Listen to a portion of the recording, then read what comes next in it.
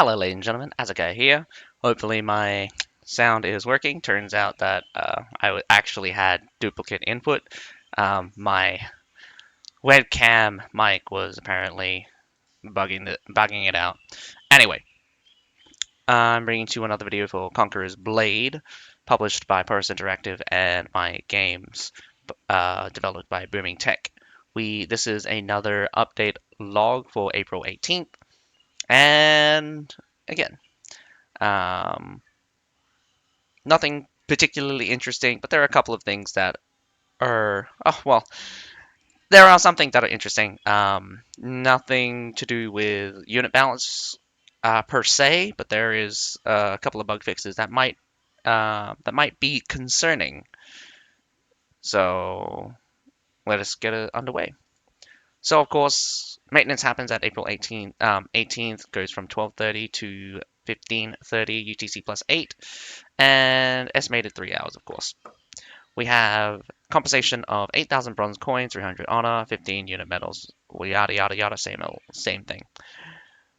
Event announcement. So we're going to start the Dragon Rise Seasonal Doctrine Challenge event. So this is the Doctrine Challenge event where you can access it by pressing F5. So complete the challenge that allows you to obtain several new seasonal doctrines and historical seasonal doctrine selection box. Doctrines and event rewards. Stage 1, Feather Crossbowman Vengeful Dragon grants an additional 15% armor penetration while crossbow and blade adaptability is active. This is not particularly strong concerning the Feathered Crossbowman, considering that they actually have very, very high armor penetration in the first place, and having more armor penetration doesn't actually equate to more damage.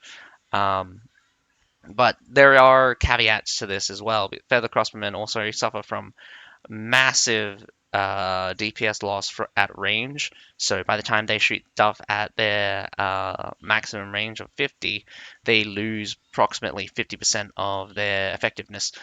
So this 15% could drag that up just a bit. So you're hitting harder at a longer distance and could compensate just slightly, but your overall curve would just still be relatively the same. Your upper limit would only probably increase. Your upper limit would only probably increase by um, roughly around about a fraction of this, probably 5% at most, unless you're hitting stuff that is as tanky as, let's say, Iron Reapers, which has like 1100 piercing armor defense by default. But most of their protection comes from damage resistance, of course, from heavy armor. We have stage 2, which gives us the Wu Wei Matching Guard, Endlessness, which increases the duration of Overwhelming Power by 1 second. Overwhelming Power is a special state where they perform attacks that hit multiple targets. They've got very strong basic attacks, and I mean very strong. There are some attacks where they will stab twice or stab 3 times. Then there are other attacks where they'll do kind of like a swiping attack and they'll hit like 3 people. Very powerful, very, very strong basic attack.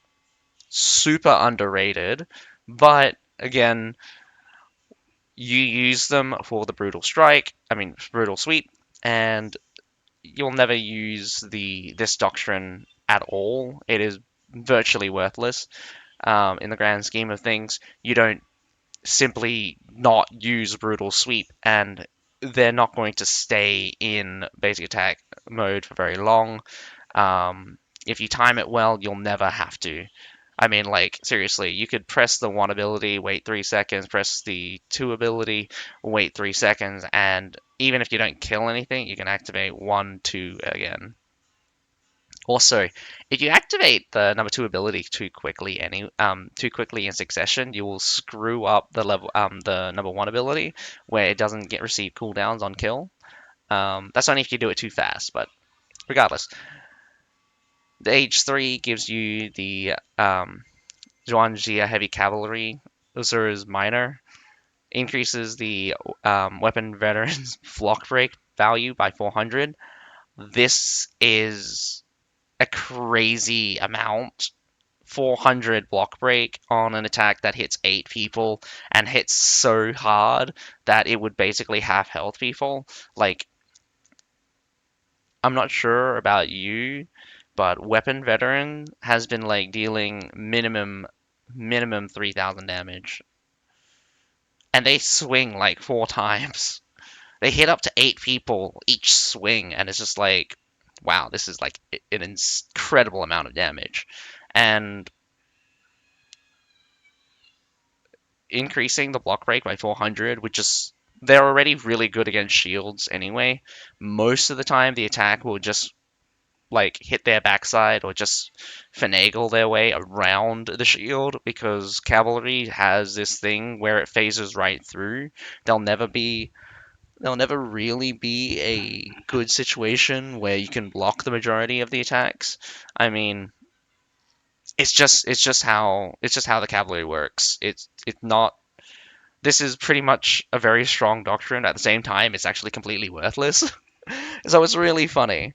Um, unless you get a unit that has like a 360 block or straight up just can keep the Zhuangjia heavy cavalry in front of them, this doctrine is actually pretty bad, pretty worthless for the unit, and fine. It just means that there's less there's less things to make this unit even stronger. I mean, they got one of the best basic doctrines I've ever seen. 8% damage resistance. Just straight up 8% damage resistance, way better than the 5% melee damage resistance that the Varangian guards get. Um, and it's not conditional like the dread on mounting dread one for the Yanyudaos, but Yanyudaos can basically be in mounting dread the entire time, so it's just like what are you going to do? What are you going to do? Obviously, stage 4 to 6, you get historical seasonal doctrine selection box times 1 for each stage, so you get up to 3 of them. So a reward shall be received for every 5 challenge quests completed. Completing all 20 quest grants rewards for the first 4 stages. Signing the premium account or having it active unlocks an additional 10 quests. Completing them grants rewards for the final 6 stages. So we have the event period, goes from April 18th to May 2nd, so you got about 2 weeks. Yeah, 2 weeks to complete all the challenges, but the challenge page will be available until May 9th.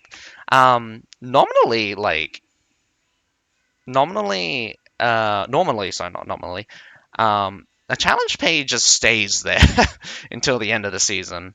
I don't know why they would just get rid of it, but note is that sovereigns cannot be used to complete challenge quests. This is half okay. Like, again, as long as the challenges are not terribly difficult, these doctrines are pretty much supposedly supposed to be given away for basically for free. And looking at the choices for this season, there's actually, besides the feathered crossbowmen, and again, they probably have way better options than this. Um, they probably have way better options than this. So not exactly mandatory to get any of these, unlike some other seasons. And of course, new doctrines added to the historical seasonal doctrine selection box. So you got all of the um, season of Avalon units, the Benevere, the Galahads, and the Lancelots. We also have a Warfare Challenge pack rotation, changing out the Dynasty and Tyranny packs for the Highlanders and Paragon pack. It goes from April 18th to May 9th. We have the attire treasure rotation. So this is Fields of Glory attire treasure opens the legendary weapon attire Draconum Fatalis.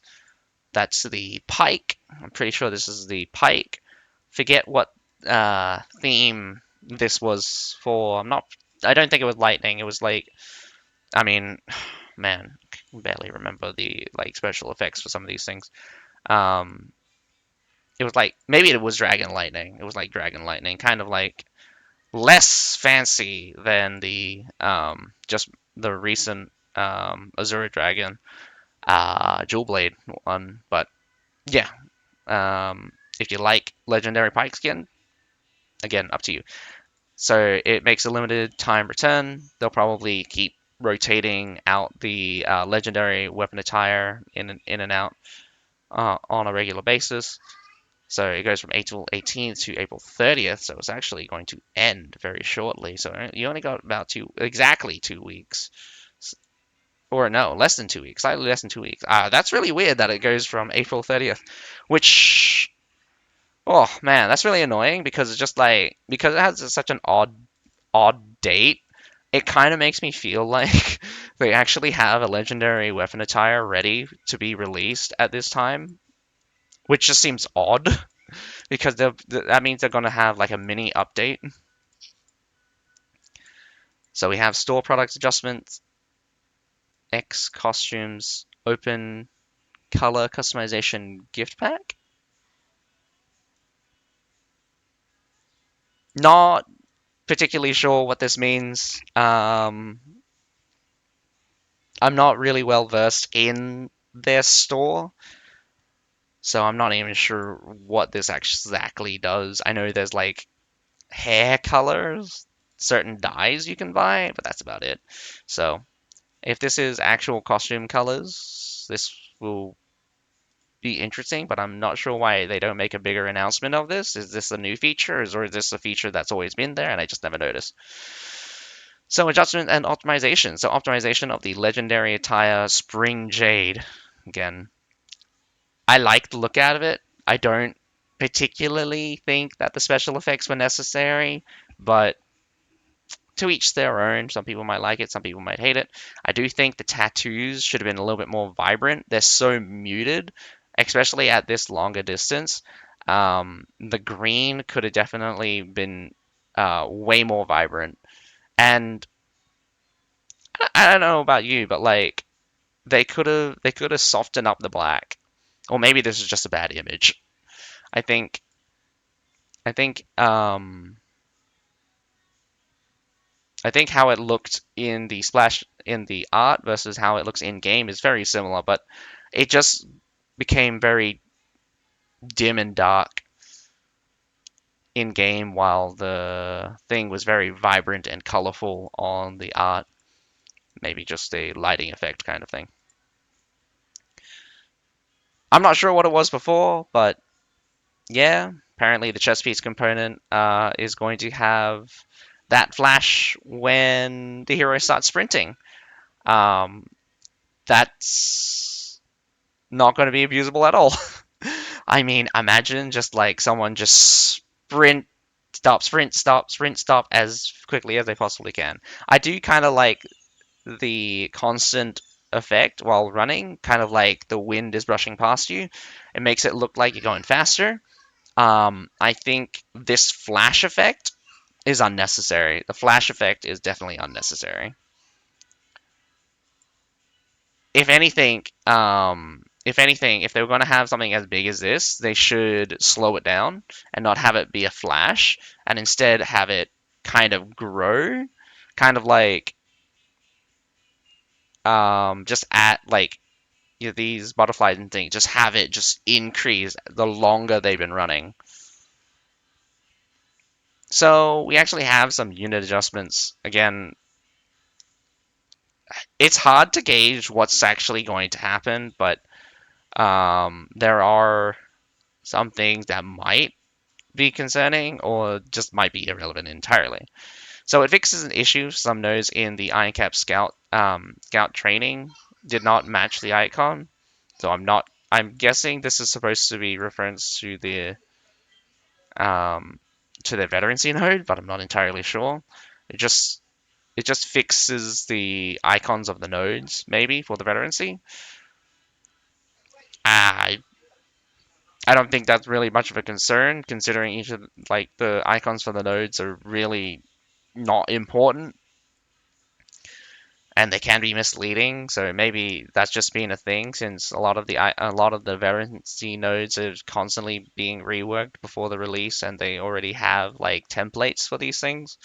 But yeah, Fix an issue where the last point of the Halberdier Sergeant mastery was not affected by arm penetration cooldown reduction doctrine. I actually have no idea what this even referring to. Armor penetration cooldown reduction doctrine. This makes no sense to me. I have no idea what this is even referring to. I understand that the last point of Halberdier Sergeant's mastery allows them to brace when using phalanx charge. So they do a special. So the phalanx brace is much stronger. I'm not sure how to refer to it because like their actual like brace ability called stand firm, but it's still just a brace ability. It works the same in disperse and shieldtron, although in shieldtron the orientation is a bit wanky, and in phalanx it's completely different. I mean, again, in phalanx they're twice as strong because they hit twice as hard, and I mean, again, no idea penetration cooldown reduction doctrine. So I mean, like, there's cooldown reduction doctrine, which I think it might refer to the rare uh, charge cooldown reduction doctrine, but that would be again irrelevant in context of the mastery. Was not affected by the armor penetration. The only thing I can think is relevant in this case is the armor penetration gained from charging, and that's in their veterancy node. So who knows what this refers to?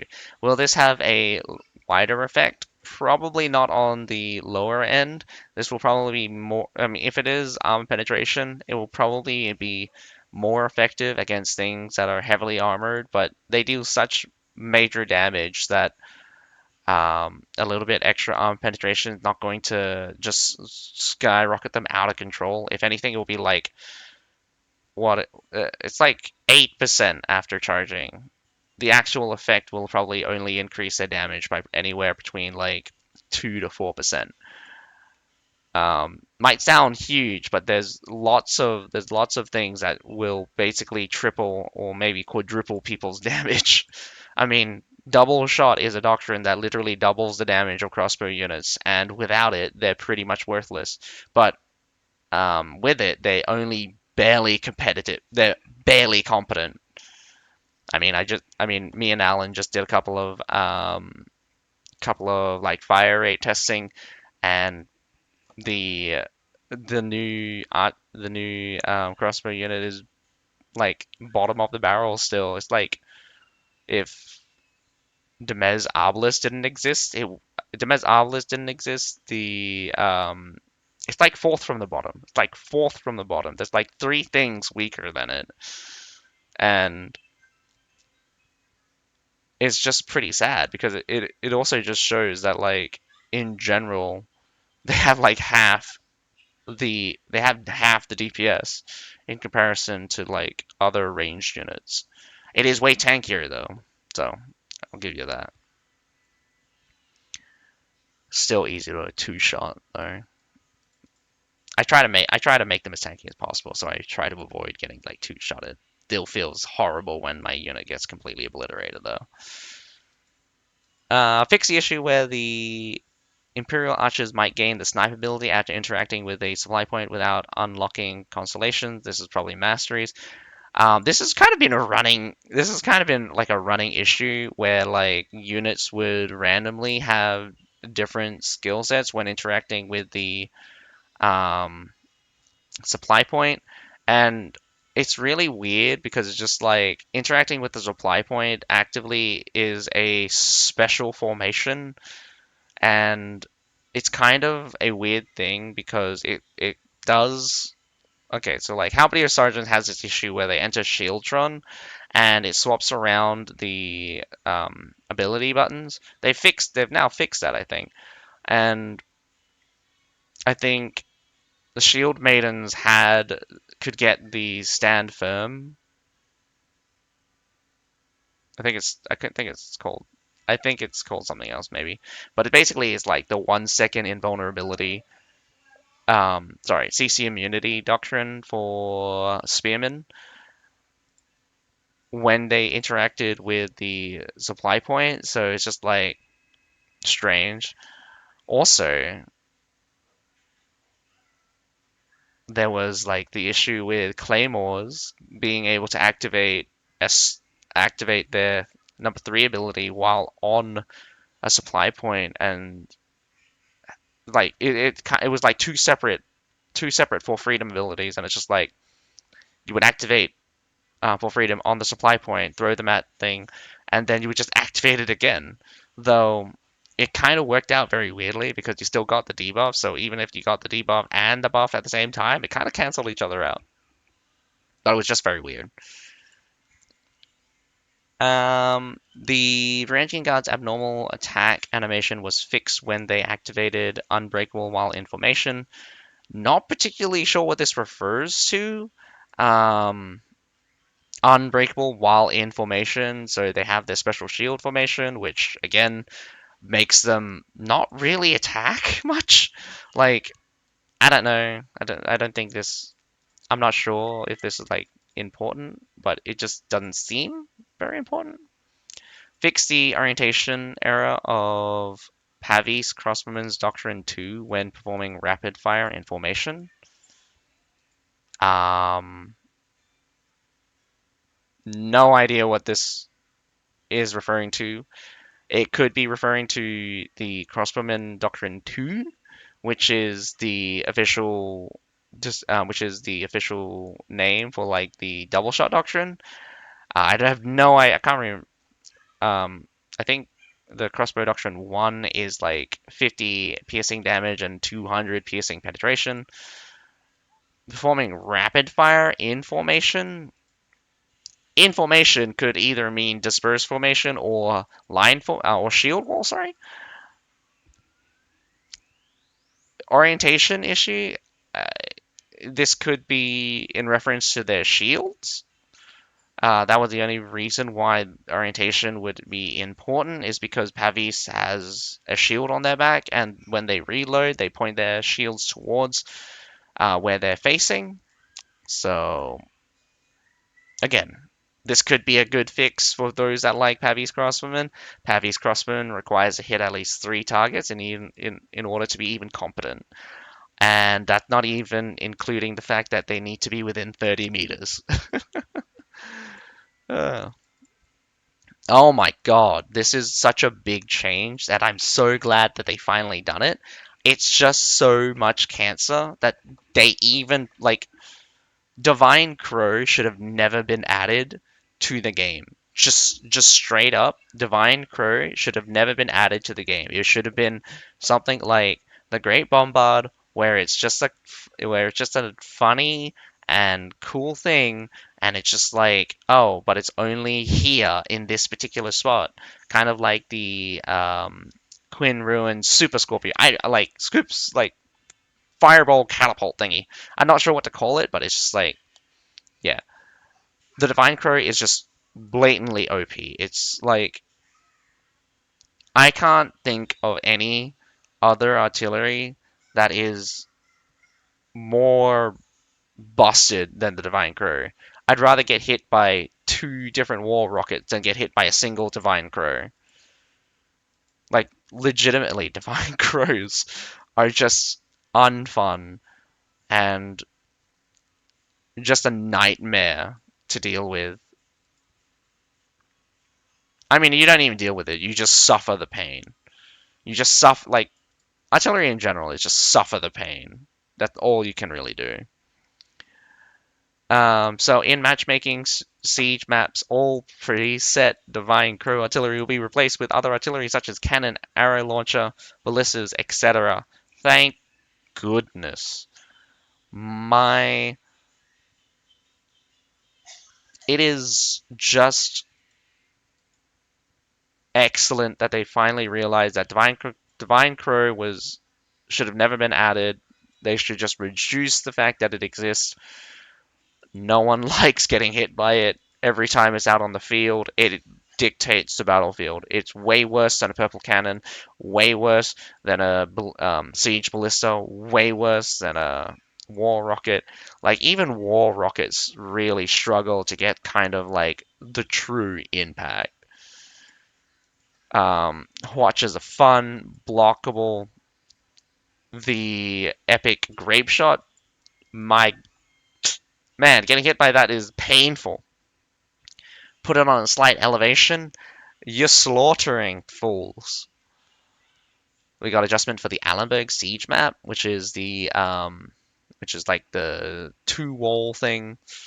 It's a Western map. I like it. I definitely do like it. I wish we had like more maps that are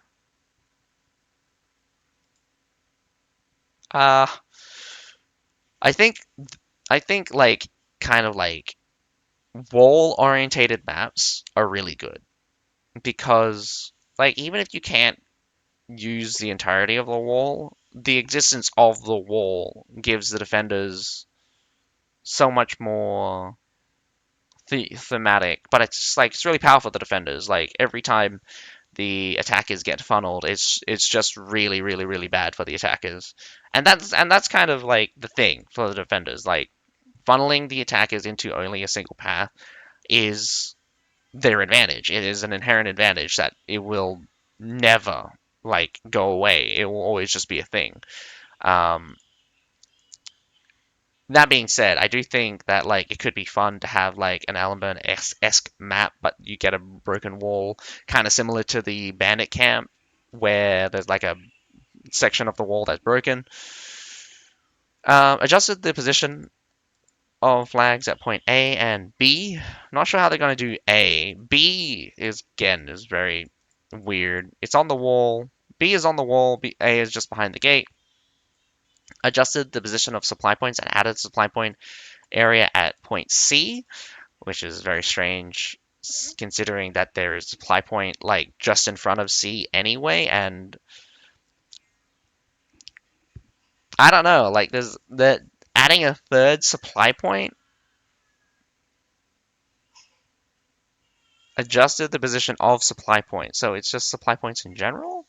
So they probably moved around the supply points.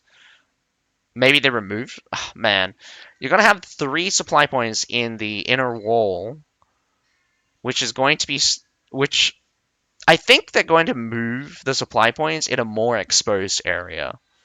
That means it's trebable. That means the defenders can't camp there, which has been the case. Which has been the case. It's very easy to rotate in and out of supply points that are really close to points. I mean, the one between A and the B point is just, even though it's trebable, it's just really useful for the defenders, and like the defenders would defend that to the death. But they still have a fallback option. Adjusted the building structure around the main base flag. So that could be a super interesting change, considering that it's just um, two main buildings and three ways. Well, technically four ways if you count the wall, but three ways into towards that final base flag. So I wonder how they're going to set that up. Whether or not they're going to have more splits or have a scenario where they remove or make larger some of the sections. I think if they make the entranceway toward the closest towards the defenders bigger, it would be too broken. But if they reduce, that would make it more trebable if they reduce the building cover. So it would be interesting. It could be interesting how they play out the buildings for the main base flag. If it's just a minor adjustment, like a meter or two this way, a meter or two that way, it'll be nothing. But I'm excited to kind of see how the Allenberg like ends up being.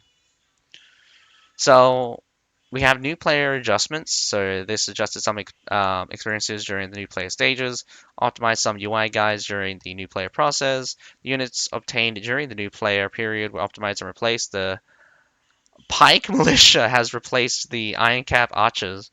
Yeah, unless Ironclad archers get mastery, like out of the tier twos, it would only just it would your only choices would literally be any of the mastery ones. My choice for the tier two, um, Ironclad swordsman, uh, the Nemez spearman, and actually I would say the rattan pikeman would probably be way better in the long run, but Pike Militia is okay. It's a great anti-cavalry, especially early on. Not that it's going to matter, since a lot of cavalry will just sideline you, or just not get killed by your Pike Militia in the first place. War Token event is now starts at level 20, make it faster, I think. Other bug fixes. Other bug fixes and optimization. Fix abnormal NPCs in Haoxing and the Daishin. Fix some abnormal text issues in weekly challenges. Fix some abnormal task in the return mission. I think this is for returning players. Fix the issue where some new makeups couldn't equip certain tattoos. Not really that well versed in the character customization. Fix the issue where the preview of Captain General's ranked rewards did not display. Um, yeah, sure. Overall, nothing terribly exciting. I do think the best part about this is the changes to Allenberg, but if it just turns out to be minor, it's just minor. I do like Allenberg. If they screw up Allenberg, I'm gonna be sad. I did previously like Riverland Castle, not anymore. Riverland Castle is just gotten. I say I liked Riverland Castle. I only like attacking the base. I never like attacking A. Sometimes I like having the fight at B, but A has been really bad, and the base point has been pretty much okay. Um, but yeah, Allenberg. It has some of the similar issues, but could be good. Could be good changes. I think my main issue around nearly everything is balance of units. Cavalry really needs to get get a stick up the butt and just die already. Not to say that like I want cavalry to just be useless. I like cavalry to have a purpose. I like cavalry to have like a cost though. I don't want people to just be using them because they're just the best and they're cheap. That's pretty much how everything's been going. Like one of the main reasons why Men at Arms is still extraordinarily popular. Well, I mean, before Wu Wei mentioned guards, but was they were super effective and they were cheap. Like one of the most cheapest tier fours. You could not beat that cost effectiveness at all. Wu Wei mentioned guards now just bodies everything in terms of just burst damage, tankiness, and I say tankiness because they're not easy to kill unless you have a redonkulous amounts of damage. How about your level? Like, how about your level amount of damage is a ridiculous amount of damage. They're dealing like 2,500 damage to two targets. In Phalanx though, so what? It's a lot of damage. Like units only have roughly like okay, some units now have 14k health, but like bear with me when I say 11,000 health. Two attacks from the Halberdier Sergeant would drop like most tier fours. Not to mention with Sun Embrace to get Sun locked out of the ass. But unit balance is still a massive issue, and I don't see this game making a lot of these surface level changes are going to fix the core issue, which is the gameplay. Oh, sure. Fix the map. Give us new maps. Could change a couple of things. Like, you could make it so that the maps are actually fun to play in the way it should be. Like, to put it simply,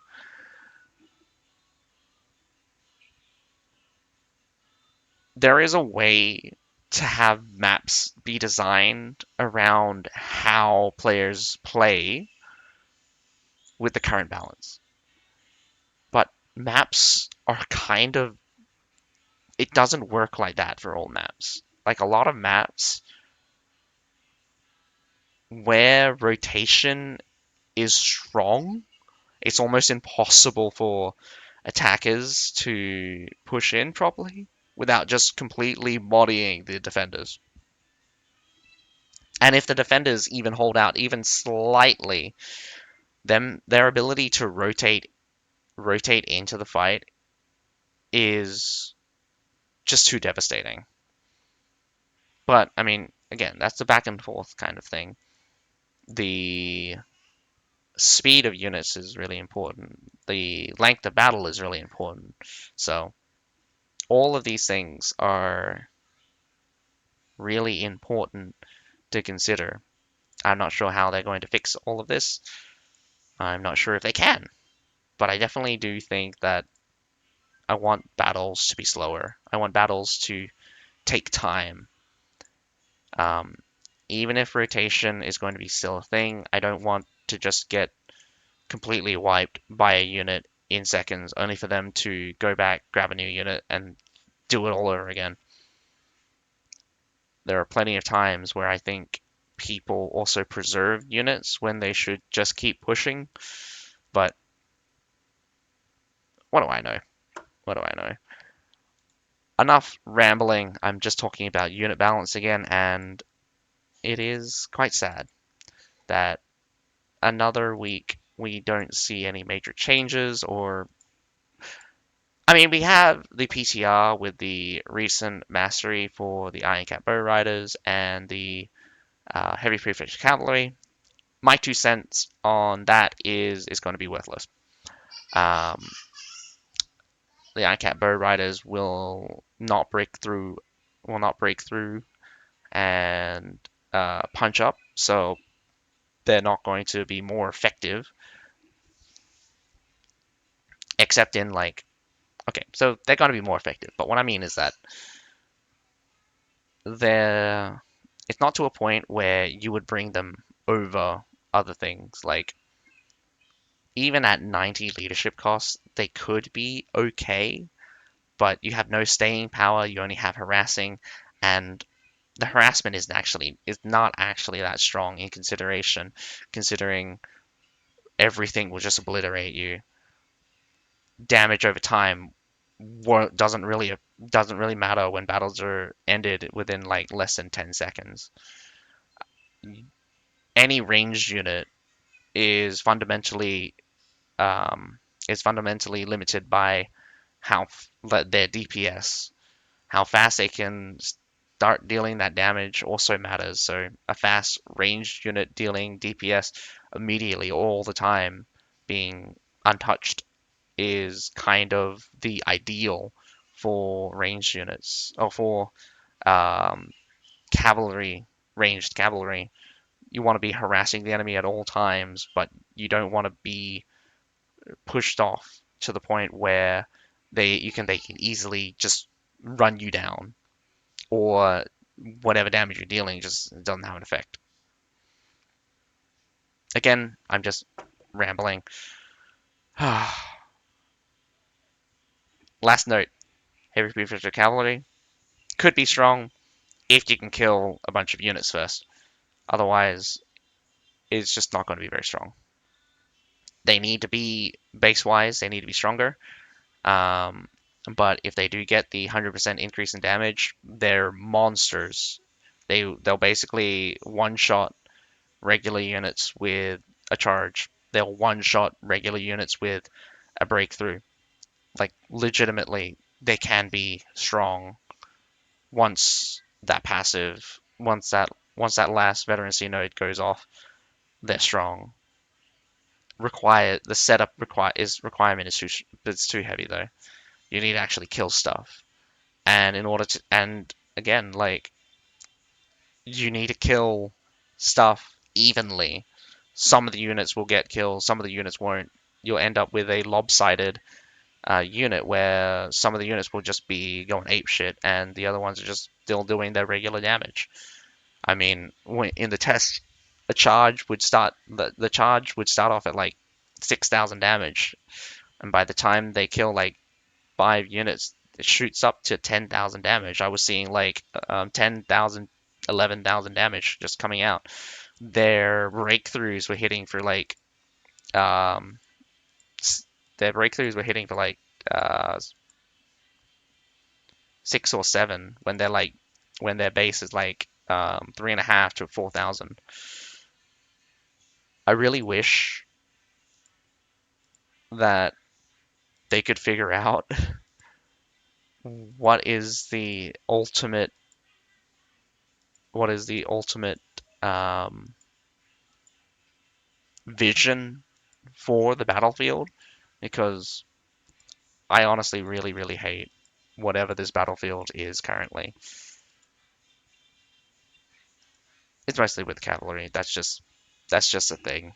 Me, I'm very biased against cavalry, and I'm pretty sure anyone that like ever talked to me, I'll tell them all my hate against cavalry. If you like cavalry, fine. I'm not stopping you from playing the game, but I do hope that they figure out something. The anti-cav options we do have is just not enough because they either get beaten up by the meta infantry or you can throw enough cav at them, they just get completely deleted. Nevertheless, I hope you guys enjoyed the video, but other than that, my name's Azukai. Have a nice day. Bye for now.